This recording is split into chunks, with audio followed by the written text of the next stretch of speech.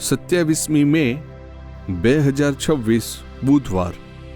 ઈસુ પોતાના દુઃખ ભોગની વાત કરે છે, પણ પોતાની ધૂનમાં મસ્ત શિષ્યો તો માન મોટાઈને એશ આરામમાં સપના જોયા કરે છે. સમાનતા બેન ભાઈચારાના પ્રભુના આદર્શને બદલે યાકૂબને યોહાન પોતાને આગળ કરવા પોતાની મા પાસે સિફારશ કરવા કરે છે. હું સ્વર્ગની લાલચથી જ ઈસુ પાછળ ચાલું છું કે ઈસુ પ્રત્યેના પ્રેમથી? ઈસુના રાજ્યમાં મોટા થવા નમ્રતાથી સૌની સેવા કરવી પડે.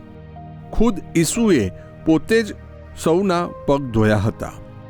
ઈસુની જેમ નમ્ર સેવા કરવાની મારી તૈયારી કેટલી? સેવા દ્વારા આદર્શ ખ્રિસ્તી બની રહેવા કૃપા માગું. પ્રસ્તુત કરતા અમૃતધારા Don Bosco animation centre, Kapadvanj.